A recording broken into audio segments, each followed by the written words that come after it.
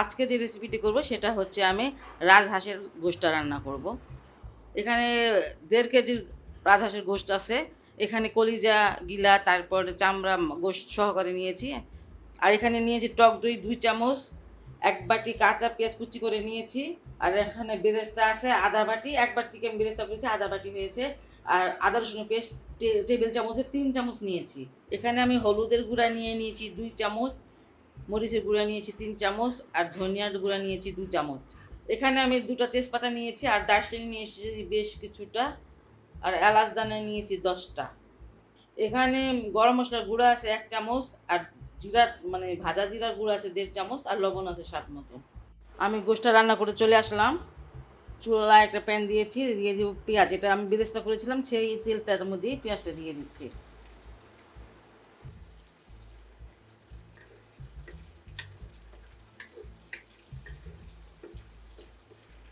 আর গোটা গরম মশলাগুলো দিয়ে দিচ্ছি, মুখগুলো ফাটিয়ে দিচ্ছি যাতে ঘ্রাণটা বের হয়।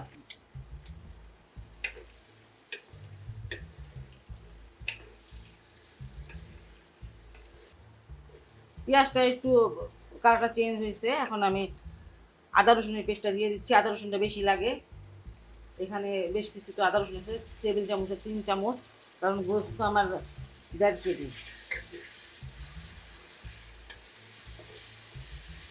লবণটা দিয়ে দিব, আর এই শুকনো মশলাগুলো সব দিয়ে দিচ্ছি।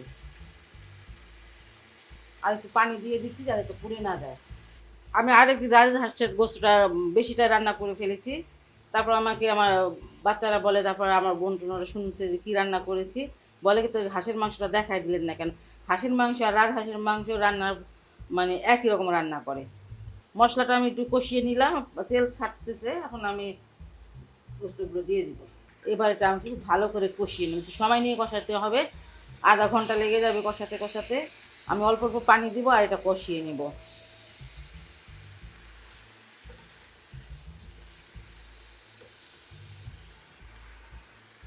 অল্প একটু পানি দিয়ে দিলাম, খুব কমই পানি দিব। অল্প অল্প পানি দিয়ে কষাবেন, সবসময় বেশি পানি দিয়ে কষাবেন না, অল্প অল্প পানি দিয়ে ভালো করে কষিয়ে নেবেন। আর এই গোশটাতে পানি উঠে না তেমন একটা। এখন আমি ঢেকে দিব। আধা ঘন্টা পর আমি আসলাম, কিন্তু এই আধা ঘন্টায় আমি 4বার প্রায় পানি দিয়েছি, অল্প অল্প পানি দিয়ে এটা ভালো করে কষিয়ে নিয়েছি, একদম ভালো করে যে কষানো হয়ে গেছে। আপনারা দেখলে বুঝতে পারবেন যে কী ধরনের কষাইছি। একদম কষানো হয়ে গেছে, এখন আমি গরম পানি দিয়ে দিব। গরম পানি দিলে ভালো, গরম পানি দেওয়ার চেষ্টা করবেন।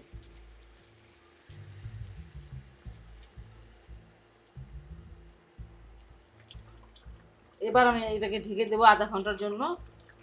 আধা ঘন্টার জন্য ঢেকে দিলে বললে হবে না, মাঝে মাঝে কিন্তু নেড়ে দিতে হবে যাতে নিচে না লেগে যায়।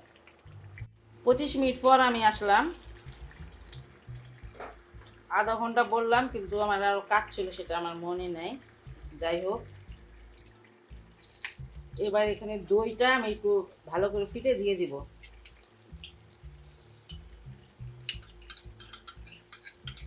এটা কিন্তু টক দই, একটু নেড়ে দিব।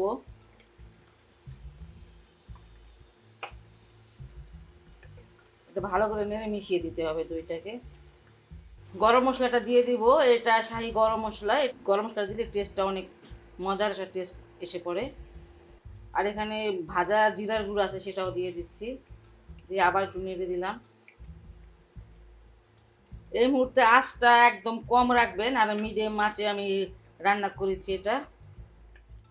আর এই যে বেরেস্তাটা, সেটাও দিয়ে দিচ্ছি। বেরেস্তাটা অবশ্যই দিবেন, খুব ভালো ফ্লেভার আসে।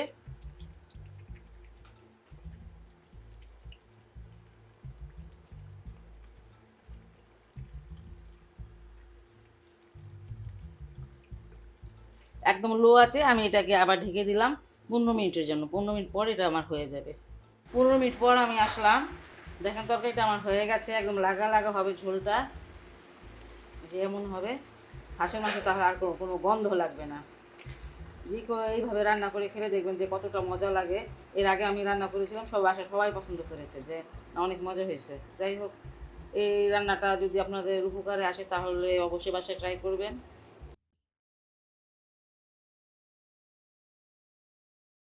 আজকে যে রেসিপিটি করব আমি, সেটা হচ্ছে চাউলের আটার রুটি করব। এখানে আমি সেই জন্য পনির 2 কাপ পানি দিয়েছি আর দিয়ে দিলাম আধা চামচের মতন লবণ। পানিটা ফুটতে ফুটতে একটু সময় লেগে যায়, পানিটা কিছুটা হলেও কমে যায়।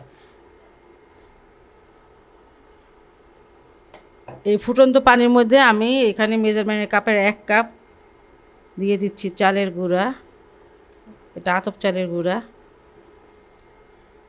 মোট 1.5 কাপ দিলাম চালের গুঁড়া।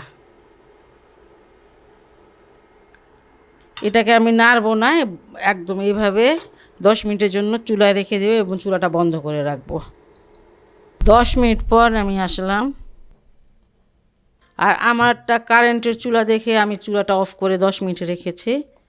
আর যদি গ্যাসের চুলা হয় তাহলে একদম লোতে রেখে তারপরে 10 মিনিটের জন্য একটু ঢেকে দেবেন, একদম লো করে রেখে। কুরবানির ঈদের পরের দিন আমরা সবাই মানে চালের রুটিটা সকালবেলা পছন্দ করি। এমনি তো কুরবানি গোশত দিয়ে চালের রুটিটা যে কোনো সময় মানে খাওয়া হয়, সেজন্য আজকে রেসিপিটা দেখানো।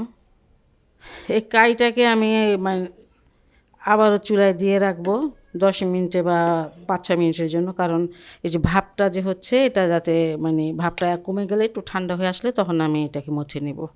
আর এই সময় ঢেকে রেখে দিলেই ভালো। আবার 10 মিনিট পর আসলাম, এখন মানে গরম আছে, হালকা গরম।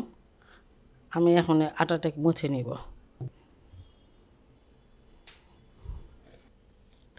প্রথম দিকে হাত একটু লেগে যাবে, সেটা কোনো সমস্যা নাই, পরে মুছতে মুছতে দেখবেন এক সময় আর লাগবে না।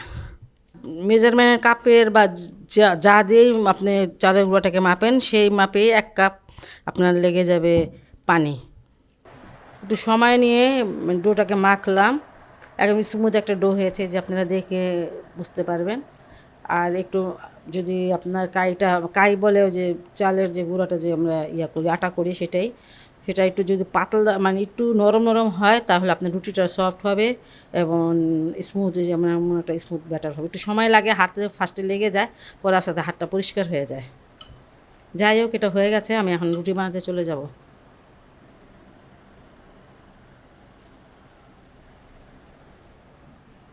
এখানে কিছুটা শুকনা গুঁড়া লাগবে, আর এখানে আমি শুকনা গুঁড়া নিয়েছি। আপনারাও শুকনা গুঁড়াটা মানে নেবেন, না হলে কিন্তু হবে না রুটি। এখন আমি এইভাবে সবগুলো বানিয়ে নিব এবং ভেজে নিব। রুটিগুলো ভাজতে চলে আসলাম, একটা তাওয়া চুলায় দিয়েছি আর এখন রুটিটা দিয়ে দিচ্ছি।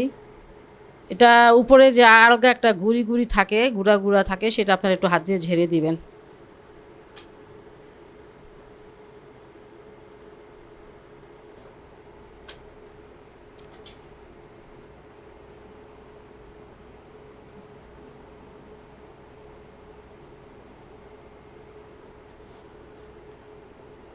রুটিটা ভাজা আমার হয়ে গেছে, আর আমি এখন নামিয়ে নিব। একটু সাদা সাদা রেখে ভাজতে হবে, পুড়বেন না রুটিগুলো অনেক নরম, একদম সফট। দেখেন মনে হয় কি আটার রুটি এরকম বা ময়দার রুটি এরকম, কিন্তু রুটিগুলো যে কতটা সফট। রুটিটা টেস্টি হয় এটা ভাজাতে, আর এটা যাতে নরম থাকে। শক্ত হলে পরে আমরা কিন্তু এই যে খেতে পারি না, খেতে ভালো লাগে না। যাই হোক, আর যদি ভালো লাগে আমার এই রেসিপিটি তাহলে অবশ্যই আমার চ্যানেলকে লাইক কমেন্ট সাবস্ক্রাইব করবেন। সবাই ভালো থাকুন, সুস্থ থাকুন, নিরাপদে থাকুন, এই দোয়া করি। আল্লাহ হাফেজ।